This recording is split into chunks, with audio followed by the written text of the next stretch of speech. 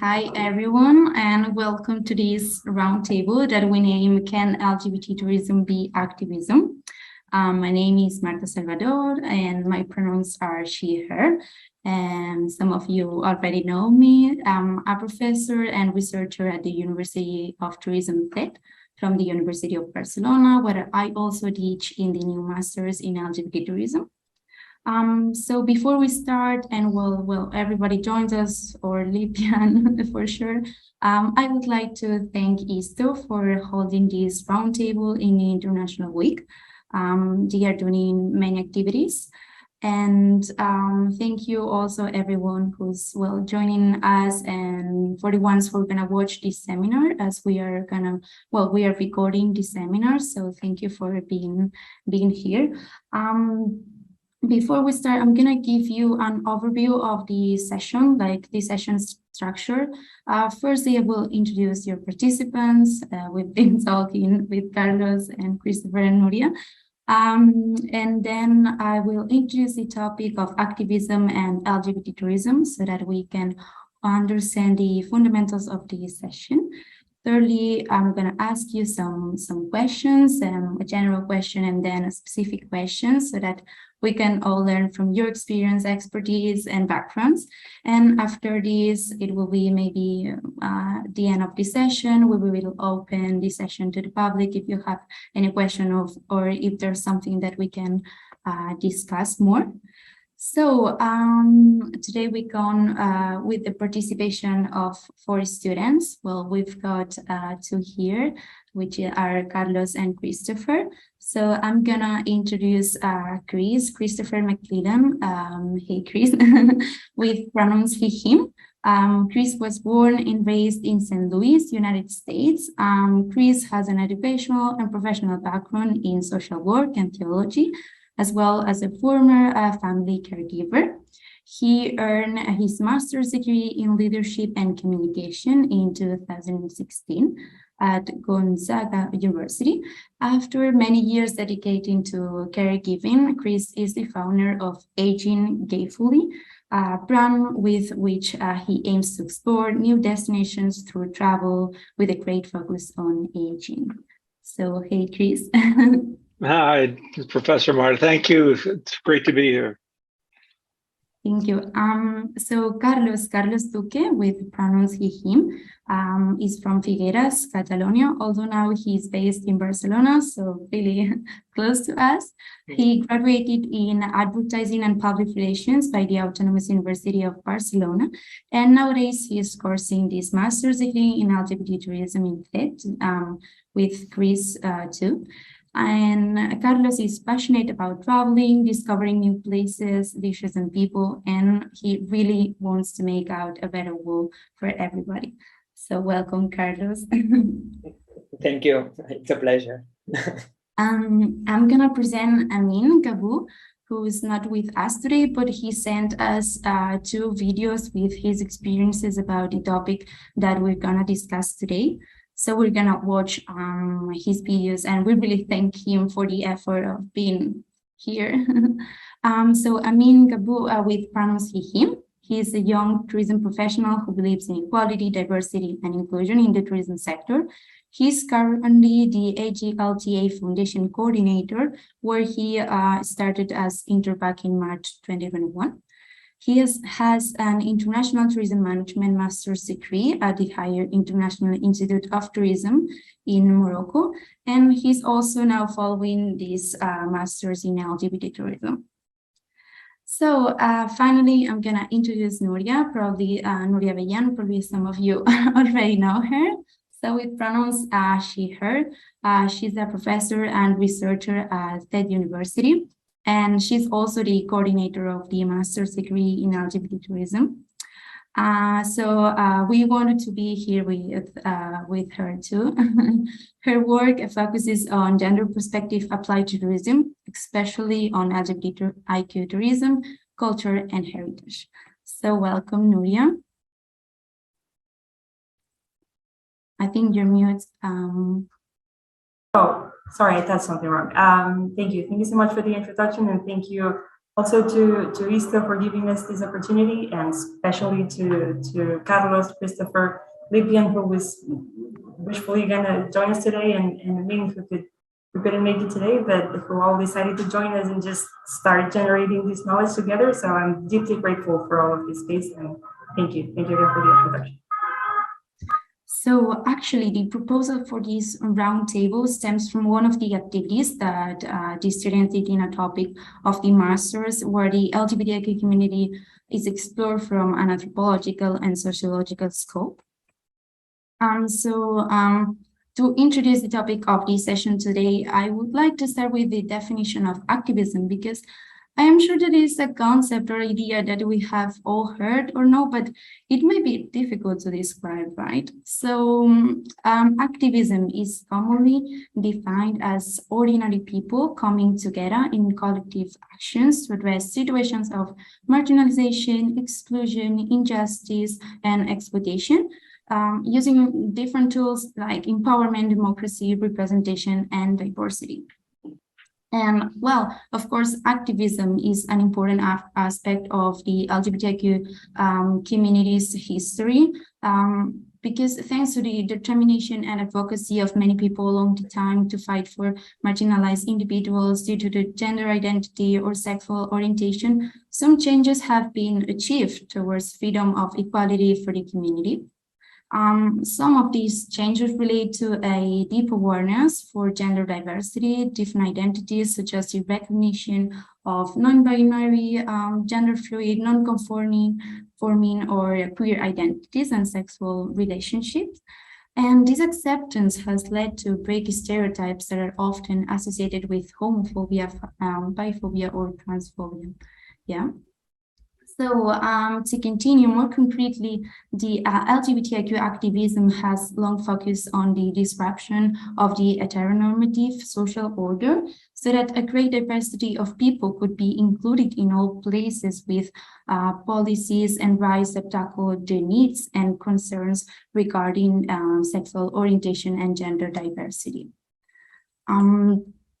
So LGBTIQ activism is often seen to have started during the Stonewall riots that took place in 1969 in New York. I'm sure that most of you have heard about it. And the Stonewall uprising is widely recognized as a key moment in history that shifted the history of LGBTIQ activism, both due to the importance of the event by itself, and also due to its legacy. Yeah. So despite the Stonewall riots being a remarkable event in the history of the community, it is also crucial to stress that the history of the community does not start there, because non-normative sexualities and identities have always been present in every society. And therefore, we should keep in mind these colonizing global north forces in the marginalization of such identities in the global south, for example. Yeah.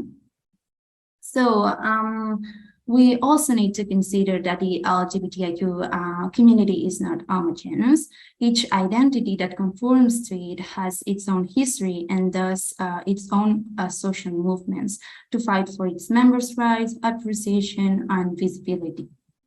In this sense, we can say that activism lets us to better understand the history of the LGBTIQ community, and now it has been used or is used as a tool to fight for LGBTIQ rights. I'm sure we can mention many examples. Yeah. So it is the case of some activists and groups that even in countries or regions where being part of the LGBTQ community is punished by law, they organized and protest aiming at changing the current situation. So in this sense, I would like to take this opportunity to honor Sarah Gazzi. Sarah was a lesbian activist who publicly displayed a rainbow flag in Egypt as a claim in favor of non-normative sexual orientations and gender identities.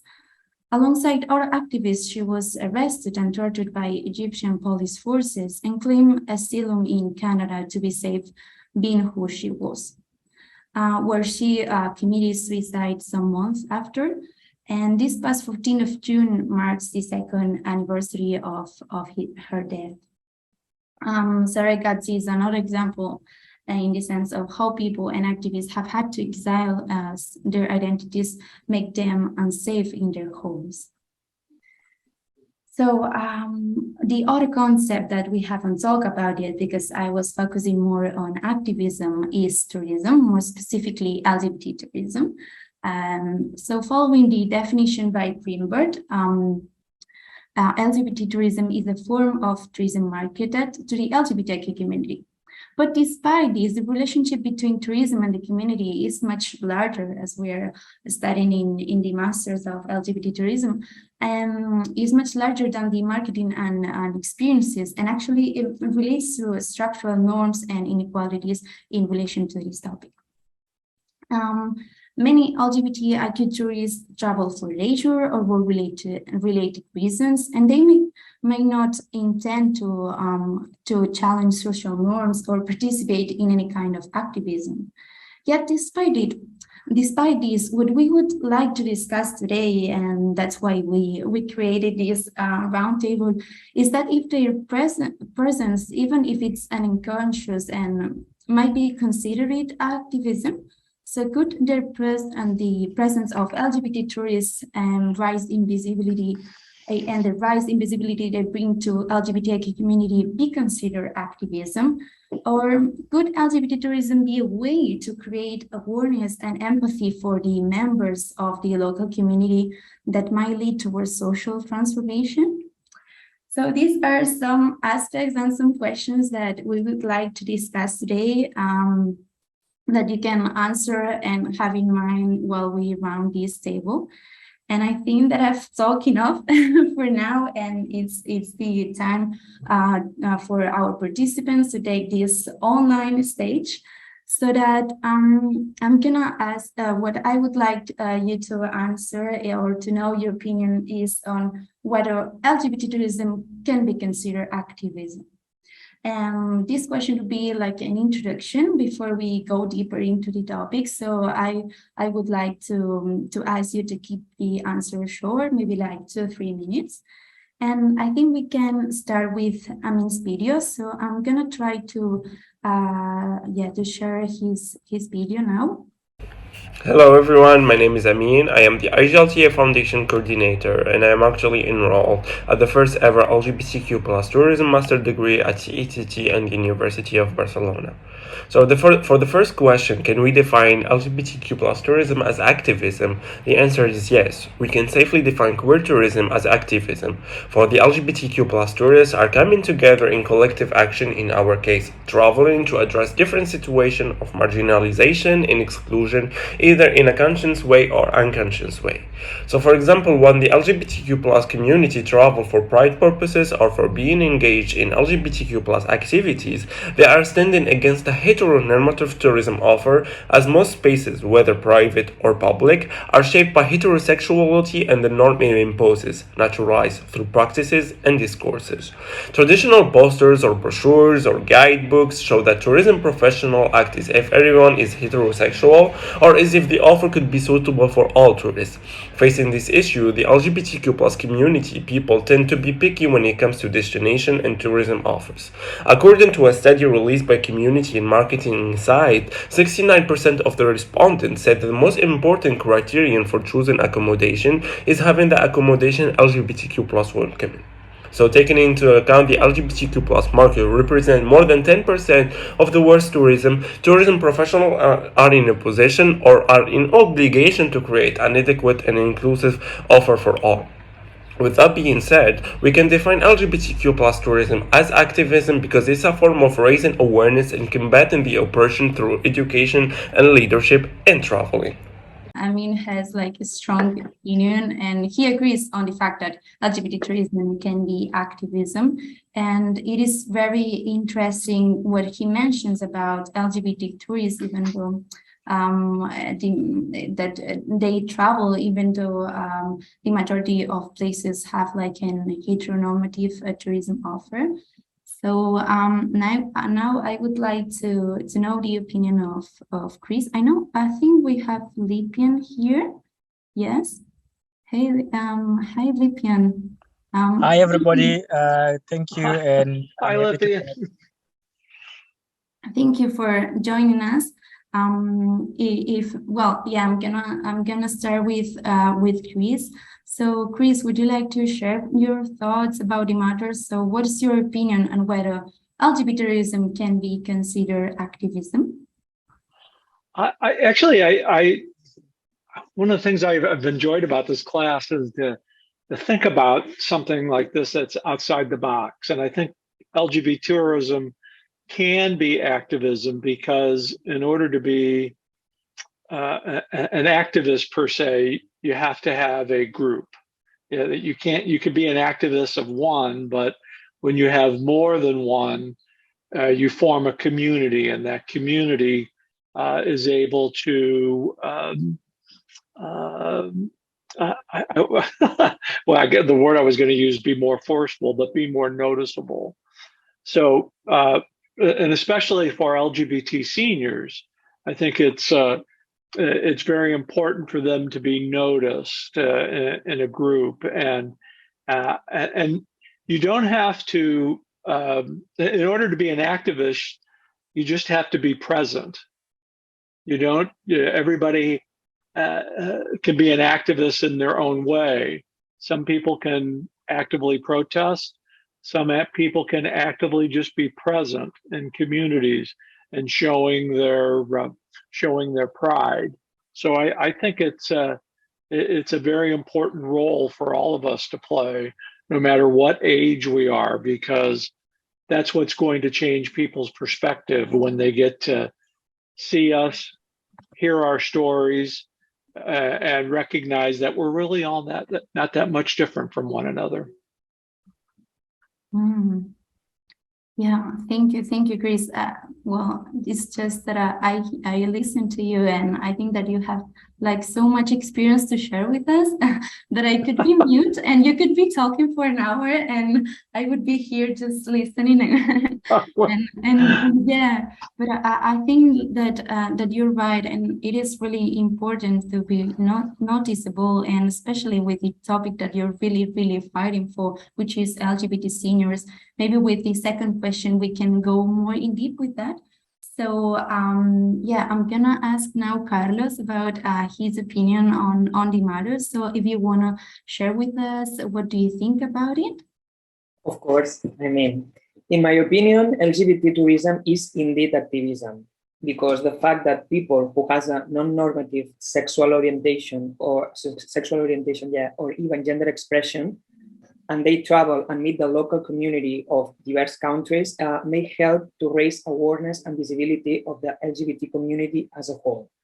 I also think that their experience there with the local community might normalize, to say a word, the situation of the LGBT community, and they also can be they can present us the community, I mean, as human beings, and this way they could break stereotypes and ideas that the local community of a destination's country may have.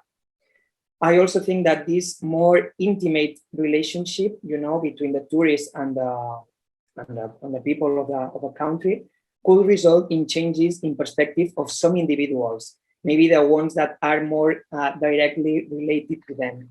And this way they could make changes in a larger scale, supposing an upgrade of the quality of life of the LGBT community, or both of the tourists and also in the local community country. Yeah. And also what I mean is that they also can help to improve in terms of inclusion, social recognition, and even specific LGBT legislation. Yeah, I think that what you mentioned about LGBT tourists being in contact with the local community, that is what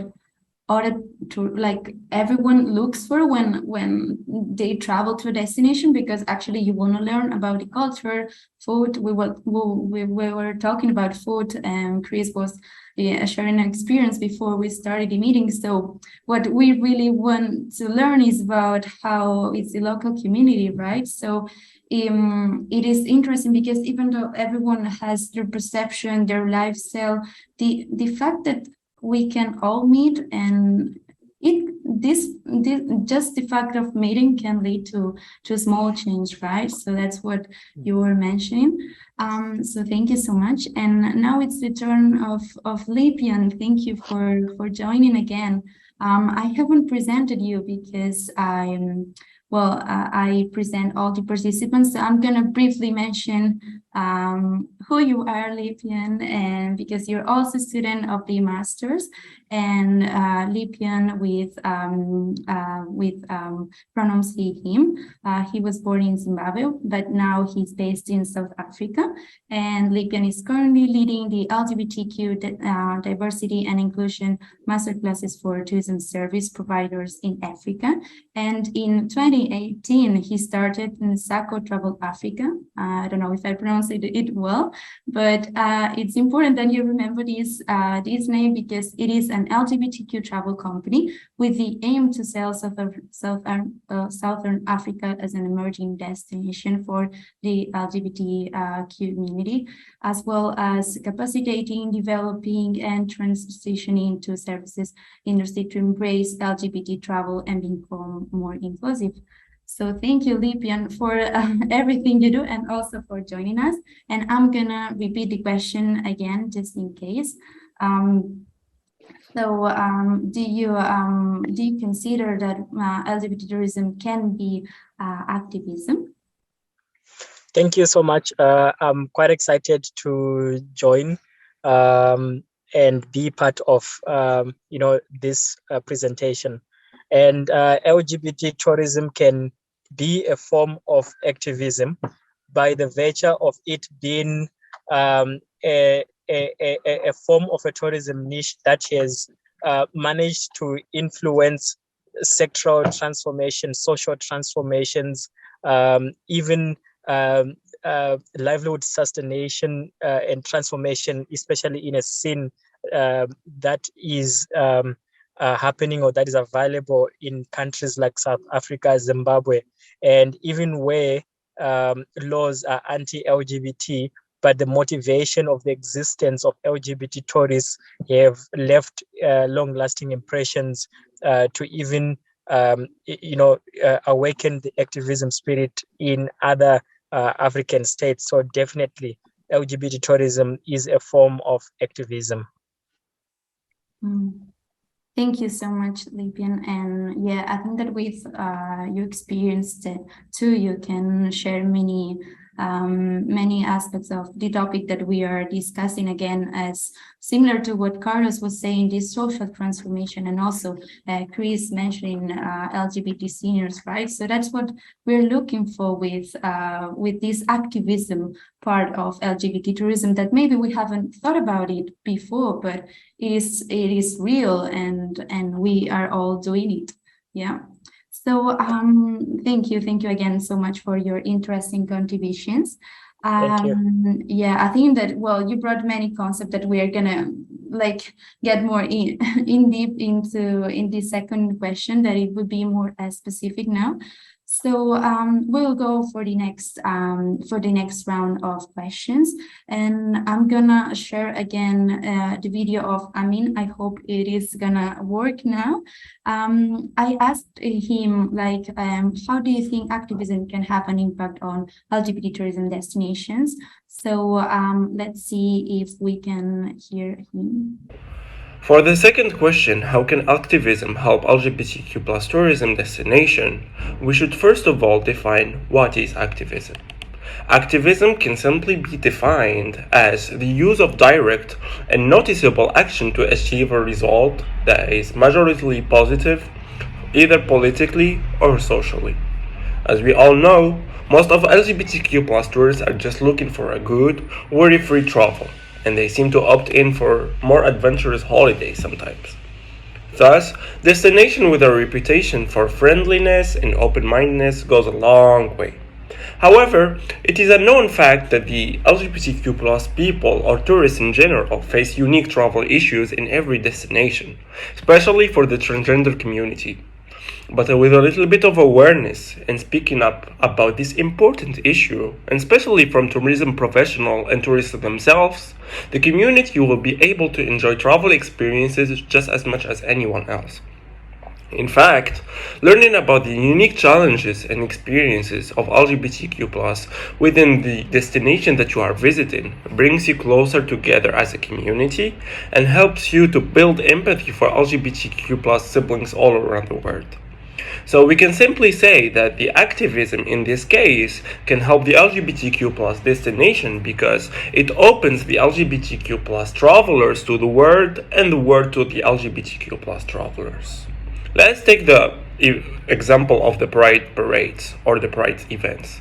So these events brings into discussion the relationship between the right for LGBTQ+ people all around the world and the increase in visibility of LGBTQ+ tourists. It is mainly celebrated during Pride Month in June, but this is a good example of showcasing the importance to considering LGBTQ+ travel as activism, and especially its impact on the global travel and tourism industry, as visiting a destination during a Pride event is a great way not only to see the city, its landmarks, and learn its history, but also to immerse yourself in the local LGBTQ+ community, whether traveling alone or with your friend.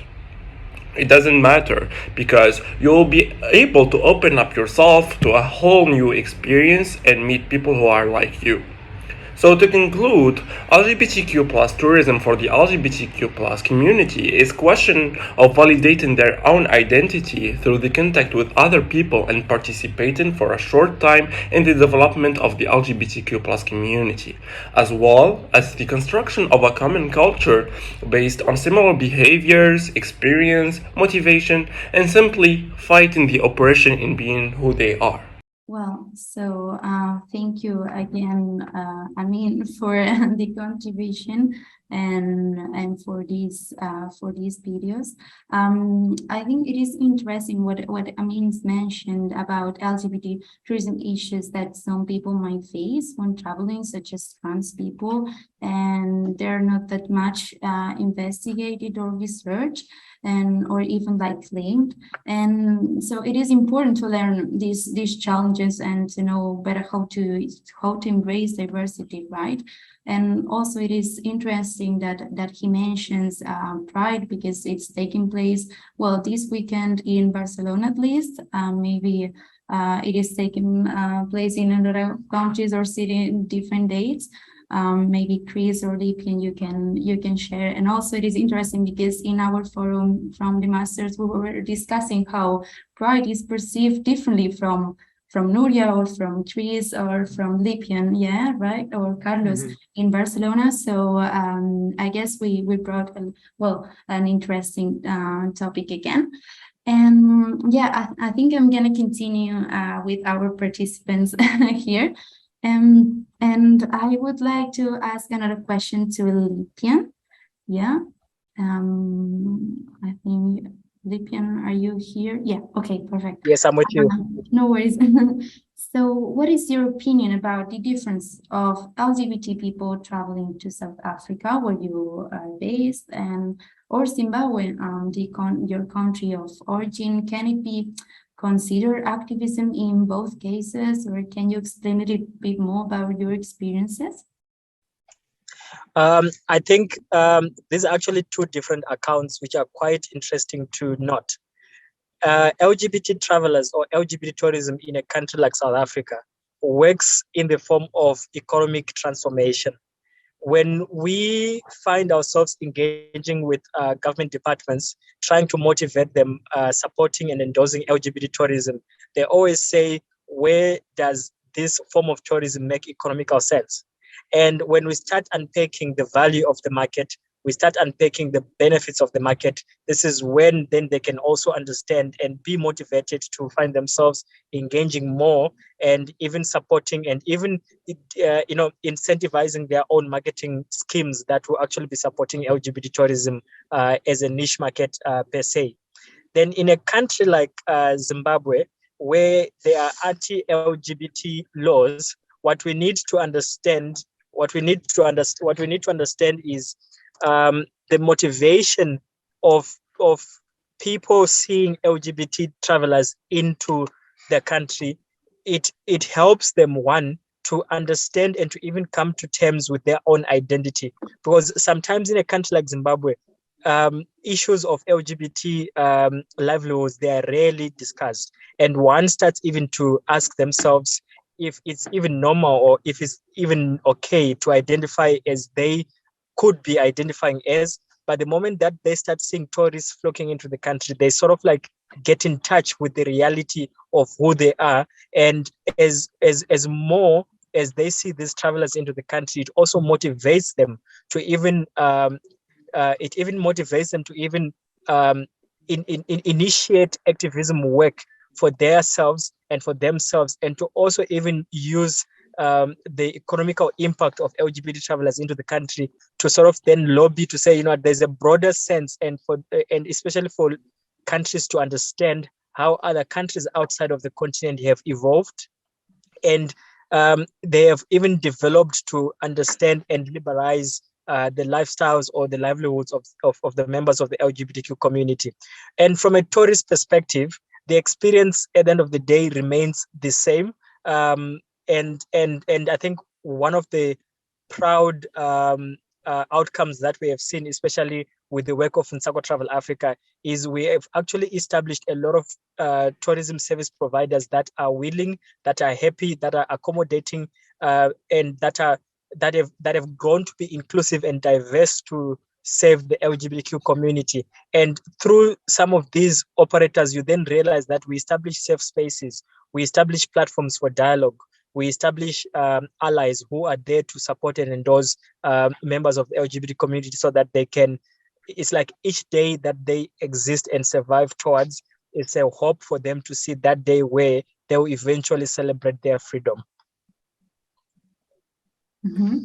Well, thank you, Lipian, for this amazing answer. Yeah, I have no words actually. But I think what is really interesting, is the comparison of both countries, because maybe we could say, yeah, both are emerging countries, but actually, even though we could classify them as emerging or destinations, they are different, right? So from this economic transformation, as South Africa also has an activism history, right? So regarding LGBT and the LGBTIQ community, and then Zimbabwe, how you were mentioning that that for the local community to understand better their identity is what motivates them. So really, LGBT tourists traveling to emerging destinations, what could be threatening sometimes too. It's really interesting. And again, we're talking about this connection between the local community and LGBTIQ tourists. So really, thank you for your answer. And I think it's the turn of Christopher. I would like to ask you another question.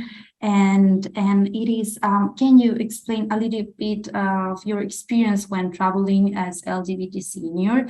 And have you ever thought that was activism, or did you feel it was activism while you were traveling all over the world?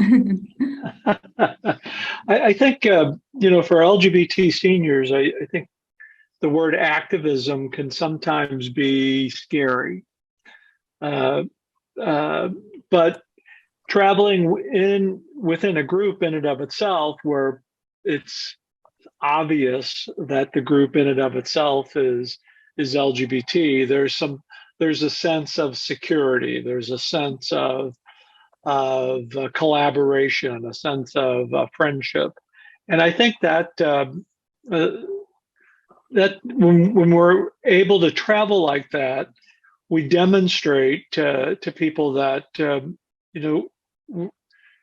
we're just like anybody else. We're trying to enjoy life. We're trying to be in and around like-minded people, but we're also just trying to be safe.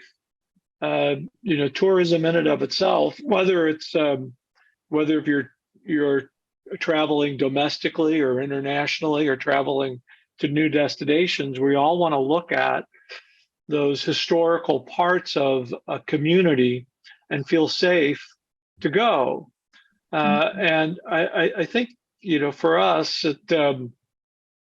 it's equally as important to kind of step into our comfort zone and say, just because I'm an LGBT, just because I'm an LGBT doesn't mean I can't go where I'd like to visit. But that next question comes up is that an area that's going to be safe? But what's common about that is everybody thinks about safety when they travel. It's it's not a unique concept for people to travel, but for LGBT folks and for seniors even more so, because the issues are over and above just safety, health.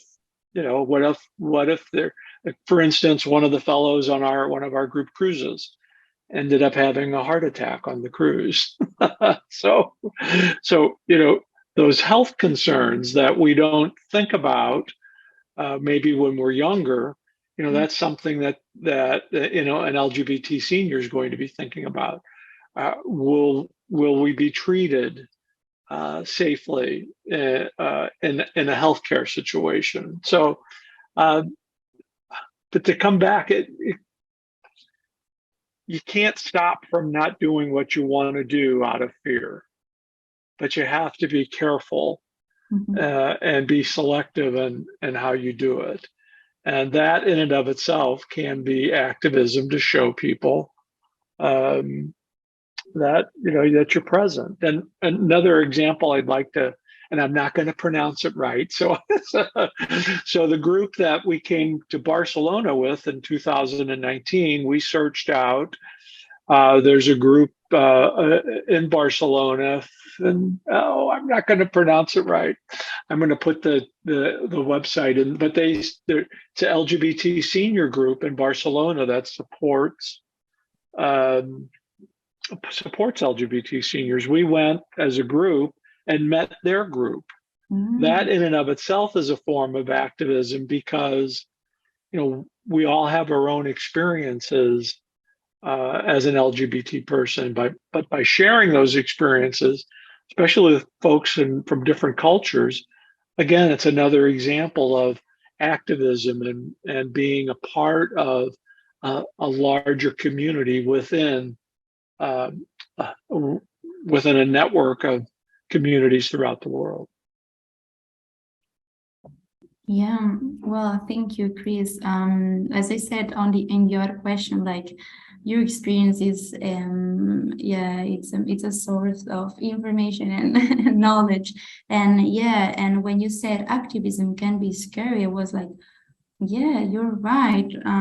But then you mentioned security, safety, two words that we didn't mention before, but you're right, because when you're part of the community and then you want to travel to a country, but you know that the laws are not that acceptance, maybe you think about that twice, and many people go with a group, and I think that's really a good option. So yeah, thank you for raising visibility again about LGBT seniors, and there's still a lot of lot to do, but we're on our way, right? Yes, we are. Yes. So now, Carlos, the last one here. So I'm gonna ask you another question, and the question would be: do you think that youth LGBT travelers, now to compare between Chris and Carlos, have an impact on destinations? Do you have any experience that you may want to share, or have you ever thought that when you were traveling that was activism? Well, as I answered before, yes, I think that, of course, youth LGBT travelers can have a big impact on destinations, because at the end of the day, like you said, tourism allows people to meet new cultures, to have new perspectives, or even to learn about different lifestyles. And this applies to both residents and the local community, as well as tourism visitors. In my experience, well, I remember that I took a long trip with my partner, with my gay partner, male partner, all around Southeast Asia. And every time we book a room for the two of us, we make it the double bed, you know. And when we arrive to the hostel or to the hotel, sometimes the host commented us that we did a mistake because we are two boys, you know, like they always offer us the option of changing it. And we very politely, without saying anything, you know, well, without giving more information, we decline very politely. And they, without any further question, accepted. And maybe some of them thought we were siblings or friends or whatever, and they did not pay more attention. But I am sure, 100% sure, that some of them understood it and still accepted us without saying a word, you know, like, okay, no problem. So you two sleep together. But well, I also need to say that this also happens to me in Spain. So even still living in a country that is open-minded about LGBT tourism and even has legal and social frameworks to the community, we can also have this problem, and we also can have this impact, you know. Another nice experience of the same travel is when I was in Langkawi Islands in northeast Malaysia, a Muslim country. A photographer came to our hostel and selected people to join a party and to take photos because he wanted to promote himself as an event photographer. And by the time we were talking and partying and eating or whatever, and he realized that me and my partner were a gay couple, and he was happy, you know. He was like, he even took us apart to take us pictures, to alone walking on the beach in a boat, whatever, because he, like he said, he wanted to be even photographer for tourists, and he understands that people love each other, and he's not in a heteronormative way, you know, like he accepts that people love each other. And even in Malaysia, it's forbidden by law and you cannot marry. He and along with a lot of people that we met around this trip, we're happy to meet us. We're happy to know people who is that shows openly his love, you know. And I find it beautiful. And another little experience, the last one I told you, for sure. I also was in Brunei. That is very well known because it's one of the 5 countries in the world that has death penalty to homosexuality. And actually, we were so scared when we arrived there because we only wanted to stay 4 days, you know, to see the highlights of the country. And we booked couchsurfing through couchsurfing, you know, like you share your apartment with local people. And I don't know, casualty of the life, we ended up in a gay Filipino couple that was living in Brunei. And they treat us and they show us the reality of a country that actually, when you are outside, you think, oh my God, the fear and well, the ignorance we have towards them, you know. And they express us how they live, how they relate to other people, how they connect with other people. And actually, once the travel was finished, we spread all this information through the social media because we were like so impressed, because maybe we were very young and we didn't think in a objective way, you know, like we were like, no, Brunei is so dangerous, but we cannot demonize a country or the legislation of a country because we forget that the reality of the LGBT people that is oppressed there, you know, like we need to contact with them, we need to listen to them, and we need to help them, even only going, only listening, only remembering them that they are not alone, you know. So finally, I mean, in conclusion, I think that I really defend the idea that activism is not only about doing great things, you know. Even the small acts we can do can have a repercussion. And maybe acts only affect a hostel host, like I said, or a photographer, or a waitress, or I don't know, somebody. And this way, little by little, we could normalize and even change the reality of the LGBT community, not only as ours as a tourist, but also to the local one of the destination's country. So I really think that even though we didn't do this travel with an activist perspective, we indeed did activism. And I am so happy for that. That was beautiful. That was beautiful. Sorry, Yes. I really be so personal. I really take it so personal because it was like It's just so beautiful. Experience Wow. for real.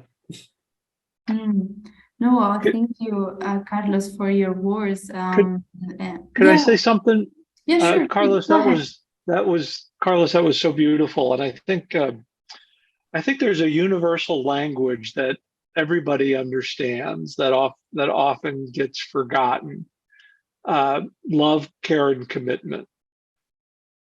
Everybody, no matter what culture you're from, your background, everybody understands what love, care, and commitment is all about.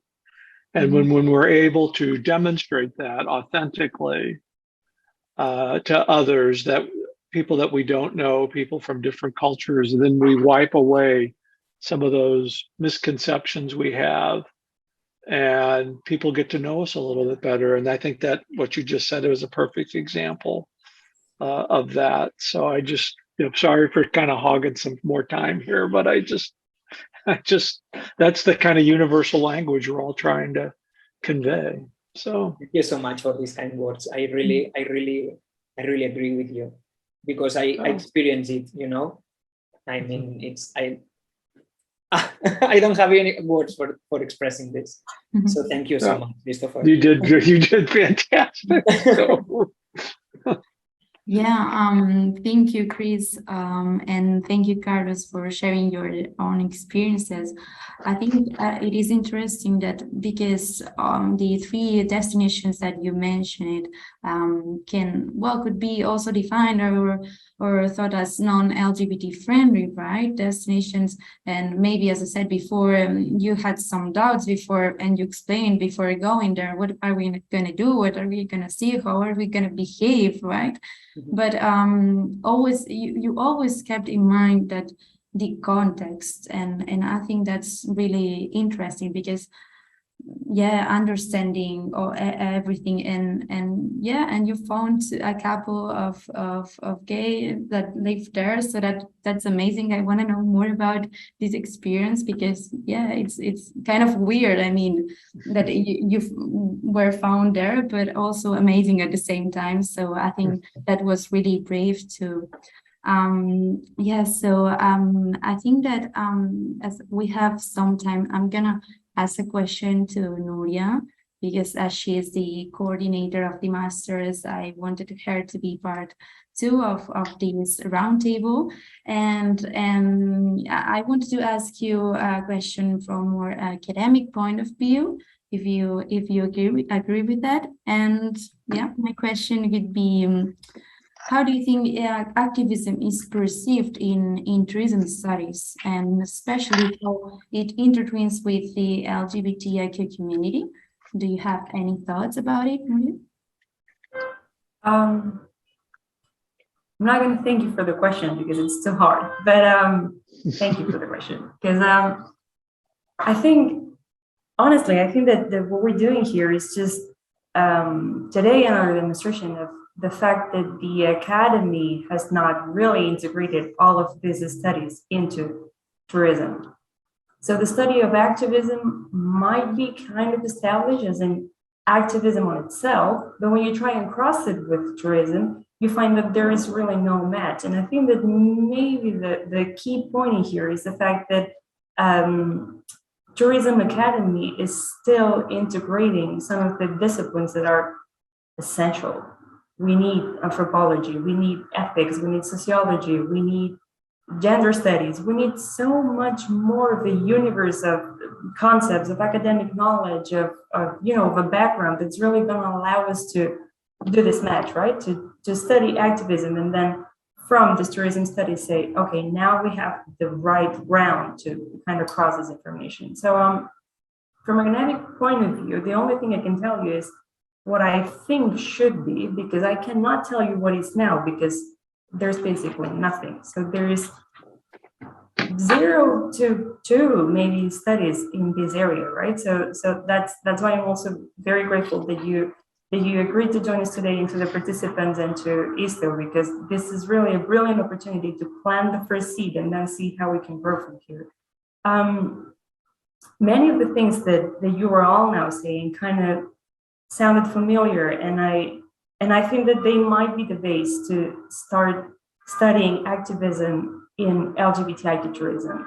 So, for instance, now that that Carlos, because you were the last one to share your experience and your knowledge, you were saying, well, we were in countries that were not ours in a way, right? So this whole insider-outsider kind of deal, right? You were outsiders to this. We're always outsiders anytime we travel, because it's a different place, it's a different region, it's a different timetable, it's a different attitude even. You're not there working many times, you're just there for leisure most of the time. So you're always an outsider. And I was wondering whether from this activism point of view, we could try to establish how does the community recognize each other when we're insiders, outsiders. So how do we cross this cultural barrier, let's say, to still meet each other, right? Because as Chris was saying, now there's this universal language of love, care, and commitment. So when I'm in Barcelona, I tend to be able to know, without knowing their names, if the woman I'm talking to is a lesbian or not.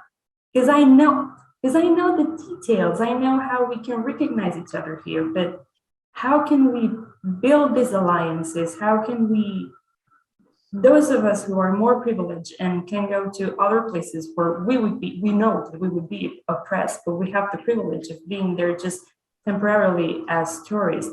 How can we establish these alliances and recognize the people who are there? Is vibrant community that is there in Brunei, like in Zimbabwe, as Lipian was saying before. So, I mean, the whole slogan of we're here and we're queer, it is true. It's always been true. We are everywhere, and the world is not going to get rid of us, and we know that. So I was wondering that maybe a brilliant study would try to find out how we can just cross these paths, right? So how can we really, from this activism point of view, and especially from Scott, and now Marta, I might need your help because I do not remember the name of the concrete. You know what I'm trying to say, right? Yeah, the everyday forms of resistance. Thank you so much. You're the anthropologist. Thank you so much. Everyday from this, right? So from this perspective, and from this specific theoretical approach of the everyday forms of resistance, how can we establish these alliances between allies and the people who are there, between insiders and outsiders? And that would be something that we could really think about. And also, when we look at it from this privileged perspective, right? So how can we really, through tourism, but without being in the tourism activity in itself, because in that moment we're not traveling, how can we still do activism? Because I do consider that what we're doing now, for instance, is activism. We're sharing our knowledge with participants who might be able to later join if they want, but we are establishing the ground for something. So how can we, without traveling, establish the ground so that when we travel, this can be activism as well? And one last point, because I'm really extending and I'm sorry for that, is that I always wonder if this activism, we know that we're in a capitalist society, right? Because it is what it is. And we think whatever we want about it, but we are in a capitalist society. And capitalism, to work, needs to individualize us. So we're individuals. All right. Right? Yeah, we're individuals and we're all alone in activism, in capitalism. So I'm not sure if this whole responsibility that the people from the community feel is right to call it activism. I get that my presence is in a place where I'm not accepted, is disruptive, and it's non-normative, but I do deserve to have fun, I don't have to be always responsible for that. So it's kind of hard to, and this is personal, but it should be translated into academy, and it could be done through interviews, for instance. Like, how do we support this whole idea that our presence, our queer presence, is activism when we don't want it to be activism? Because we want it or not, our presence there is going to be activism, right? So how can we manage this, and maybe also the impacts that this has on us, even though we are privileged and we know that because we can go to these places. So that would also be, I think, an interesting study. The kind of weight that we might feel. I mean, I remember when my partner told me, I'm going with my family to Russia, I was relieved because I thought, well, good, because you're not going there with me. So you can go there not by yourself, but with your family and be free. You're not going to be able to hold your partner's hand there, right? So, yeah, I wonder if there's from maybe a psychological approach, also a study there that might be developed. And Could I say something controversial? Yeah, go ahead. As a 65-year-old American, that I personally, the parallel that I have here from my upbringing as a staunch Catholic upbringing, I spent years in the seminary. But I look at this issue very similar to what I remember of interracial marriage in the 60s and 70s, how so many people were against that. And now interracial marriage is a common, is common. You don't hear the negativism over it as you once did. It's because of people in different generations who changed their points of view, who became educated, who became activists, who saw that, again, love, care, and commitment. And as I see the parallel in that issue to what we're experiencing here with LGBT awareness, acceptance. One of the key words here was allies. There's many more allies for the LGBT community than there's ever been, because people are much more informed.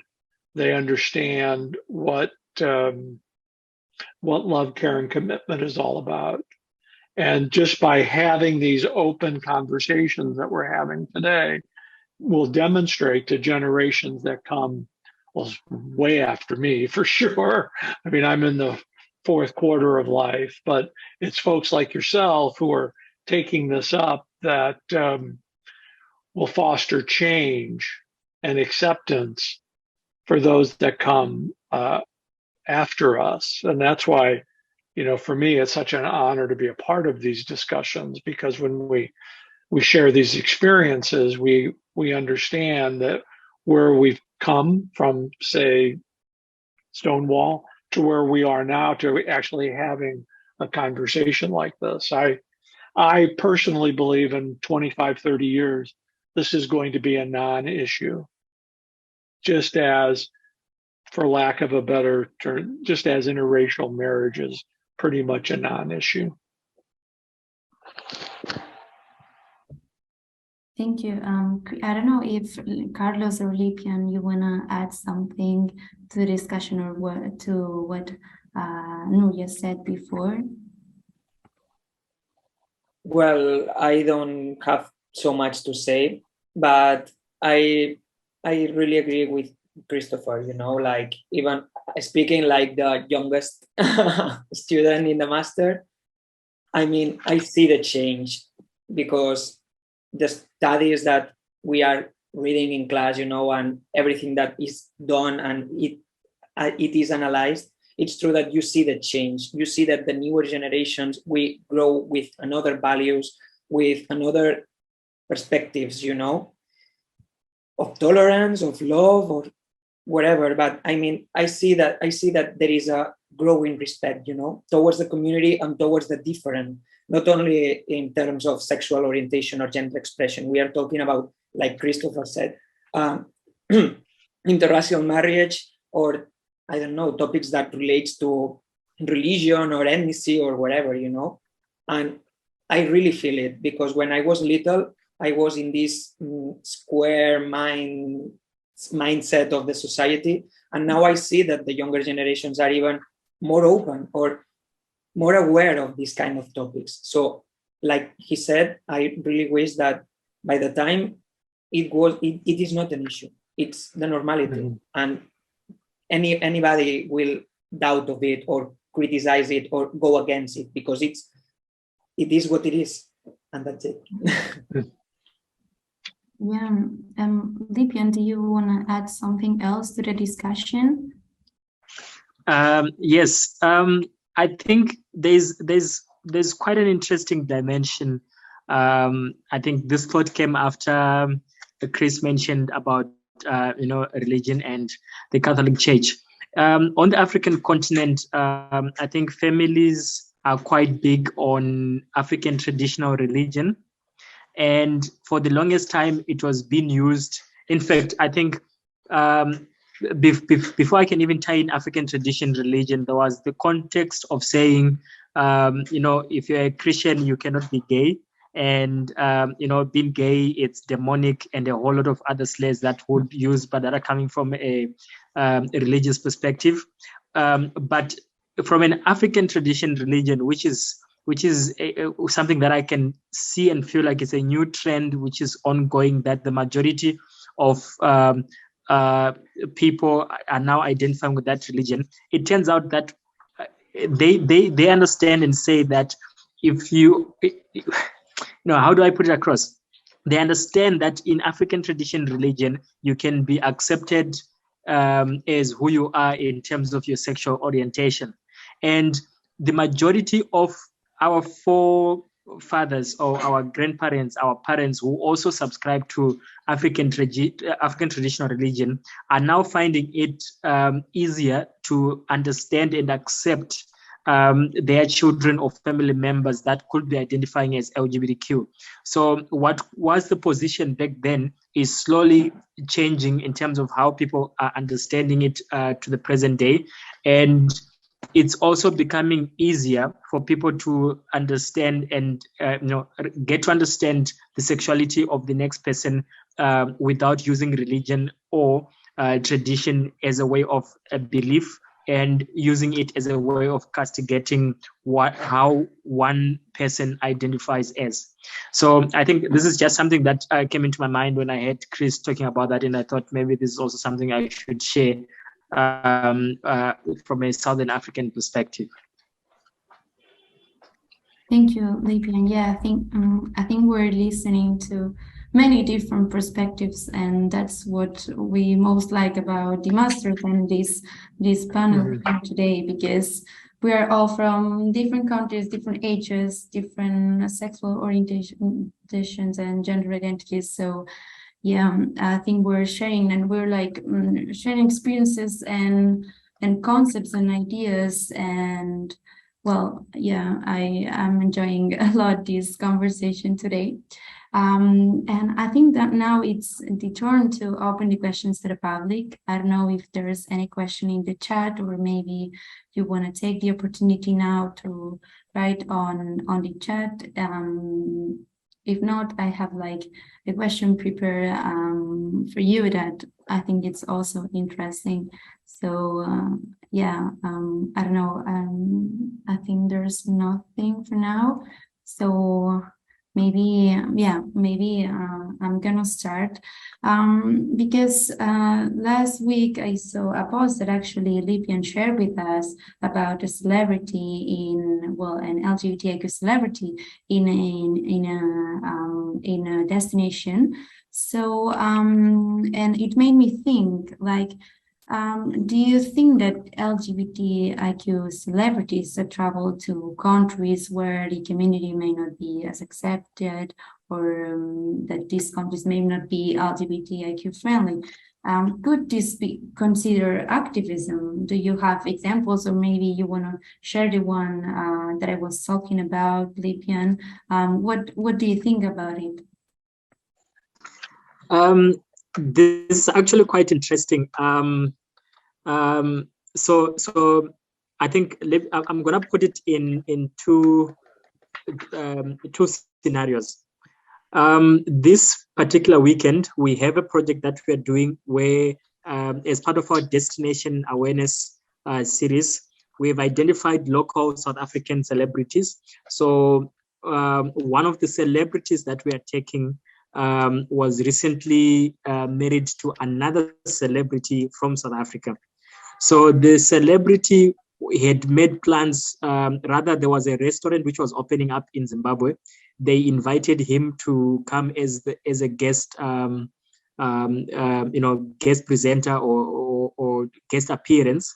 And the Zimbabwean government teamed up with churches, and what they did was they were against him coming to a point whereby his participation was eventually cancelled. Then last week, Ellen DeGeneres posted pictures, rather let me say intimate pictures of her visit on safari in Zimbabwe. And the Zimbabwe Tourism Authority, which is more or less like a government institution,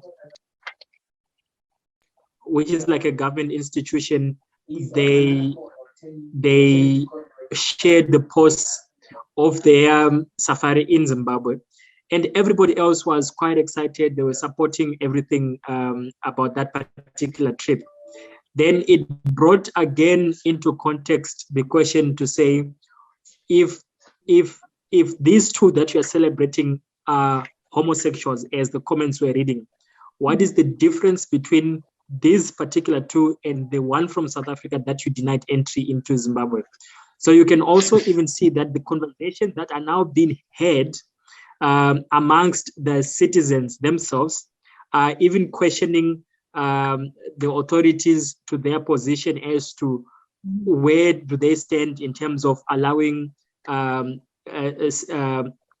same-sex couples or same-sex, rather LGBT individuals into the country. And obviously, what it means is, should somebody else or should the same person that was once denied try to go even for a safari into the country, there are high chances that they are going to be accepted when they are going there on the basis of the experience that Ellen had, because they are all of the same social status quo. So I think this is the narrative that even now is currently going. And in terms of celebrities, it is actually a model that we have also adopted, where we think that we need to send the narrative, especially from a domestic tourism perspective. And we're trying to encourage LGBT travel for locals to explore their own country. And we're using these celebrities to showcase and profile their experience in these different destinations, so that they can motivate and inspire an average person to take up a holiday there.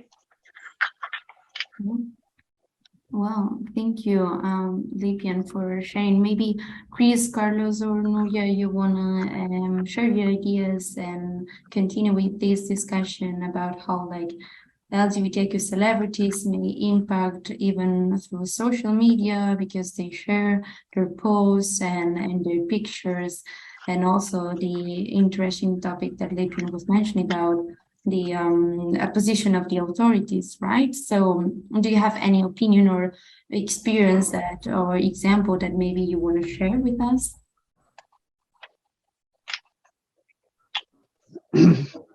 Well, I think celebrities in and of themselves can have a big impact on any issue, whether it's positive or negative. It just depends on the way that they present themselves. But I think even more so, celebrities that are allies have more of an impact on reaching people that that may be not as accepting. That I don't have any examples right off the top of my head, but I think I think the word ally is so important moving forward with the cause. If if I could use that word, because it demonstrates that people are accepting and understanding. And that's what everybody wants, to feel safe in their own environment, no matter what culture you're in. And the allies help make that happen. Yeah, I think Carlos, you wanted to say something before Well, I don't have anything. I don't have a lot to say, but like, yes, I mean, I really agree. The work of influencers, of not only influencers in social media, I mean, of relevant people, or the roles they make in our society, I think that it's so important, because sometimes they are on the spotlight because other aspects, like because they are a famous actress or a model or a singer or whatever. And when they show this human part of their being, when they are more human, that not only the role they have or the influence they have, I think that it helps.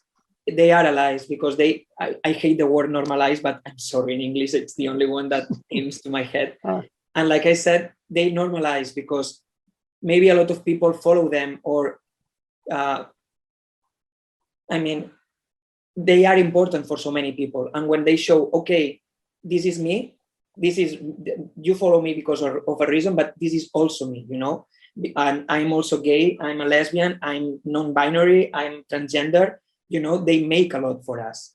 I mean, the only a recent case I remember is that there is a musical producer called Bizarrap that is very famous, because every time he always do collaborations with a lot of artists. A lot of them are from Latin America, and every time they post a new track or a new song, like millions of people listen to it, share to it in social media, and so on. I mean, there are millions and millions of followers and viewings of these tracks. And the last one is with an open transgender artist, and even though there are, like always, some voices that are against it, a lot of people said, oh, so she's a very good singer, and she's also trans, but we are here appreciating her like it is. And I also appreciate that Bizarrap gives this opportunity to transgender artists, and a lot of people that actually follows him for his music also get to know another realities, ahead of heteronormativity or cisgenderism. And maybe he open an open debate to the younger generations, to the kids who only listen to these songs, to really appreciate these things, to really normalize this situation. And that's it. Yeah, thank you, Carlos, too, and Chris. I think like what you mentioned about Chris, celebrities as allies, Carlos, celebrities as also influencers, or like people who we may see how they behave, is really interesting, and it's really a topic that I'm really interested in. That's why I asked you the question, because also Lipian shared that post about Ellen that he explained. And well, I'm sure that we could discuss about this topic like long and long hours, but it's almost time to finish this roundtable today. So I have to thank you again and again for being here, for the listeners today. And once we share the post, well, the future listeners too. And well, I want to invite Nuria to like maybe wrap up this session with 2 or 3 sentences about what we said today. And thank you again, Nuria, too, for being here. If you want to go ahead. 2 or 3 sentences. Well, yeah, I'm sure enough for all of the things that we've been saying. No, first of all, thank you again so much. Thank you, ISTO, as well. Thank you to all of the participants that have been here today listening to us. And thank you, Marta, because moderators are often left behind, and you've been the the spinal cord of this whole session. So thank you for your wonderful introduction as well. I think that it really set the academic tone that was what we were going for. So thank you so much for that. It's hard to wrap this up because I think that so many points have emerged and they were all, coming from different perspective and different, also in this academic hat, right? From different academic disciplines and backgrounds. We've started with the definition of activism, and when Marta, when you were giving the definition, you started by saying it's ordinary people coming together, and I was thinking, ordinary.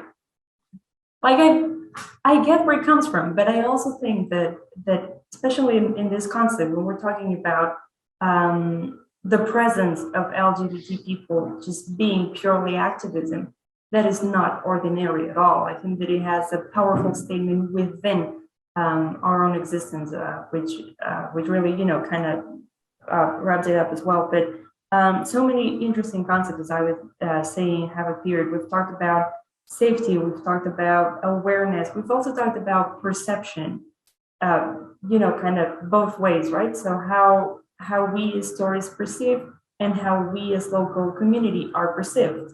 So it kind of goes both ways. And I think that also there was this concept going around here that maybe we haven't kind of settled on, but it's the power dynamics that can also go in many ways.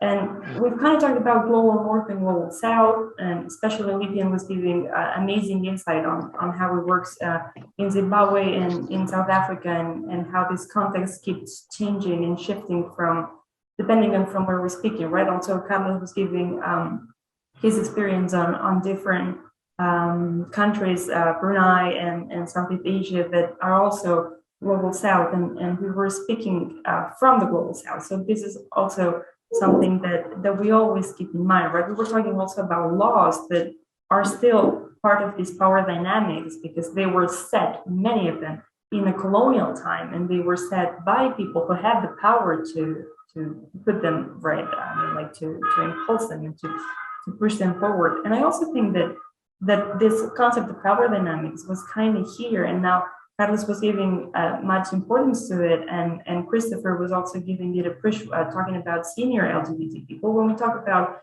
this whole concept of intersectionality that we've also been seeing a lot in the masters, right? As in how this different axes that penetrate everybody on Earth are going to be different according to age and gender and sexual orientation. And we know, for instance, that the community is not homogeneous, right? So we have many different identities within this. And also going kind of back to my previous statement is the fact that the activism that each identity does in every place is going to be different, because their repressions are also going to be different, their perceptions are also going to be different. So also study this heterogeneity that we know is part of the community. You said 2 to 3 sentences. I told you I was not going to make it. So that would also be interesting, right? So kind of giving these identities their whole appreciation, and looking at how each group segmented, as in many segmentations, it needs to be segmented, can give a different approach. And also this last concept that was kind of appearing here of privilege and luxury, and this idea that also Lippian was mentioning of celebrities being able to basically buy respect. Because, I mean, if you have the power to buy respect, people are going to respect you. And that's it. If you have this luxury, you kind of have to take advantage of it. And Marta, as you're also so passionate about this, and I know that you have some studies going on in this celebrity and influencers area, I think that this could also be something to look at, right? So how to transform this privilege of being able to buy this respect and being able to buy this luxury that is going to get you to be basically safe, which is something that we all want to be, can also be part of the role of celebrities, and whether we consider that to be activism or not. Yeah. Yeah, thank you, Nuria. I think I have nothing to say. I have nothing else to say because you've done an amazing wrap up, and yeah, we're run of time. So thank you again. Thank you, Carlos, Chris, Lipian, Nuria, ISTO, for the roundtable today. It's been amazing, and yeah, thank you all for listening too. Let's do it again. Thank you so much. Let's do it again. Thank you very Thank much. you so much. Bye.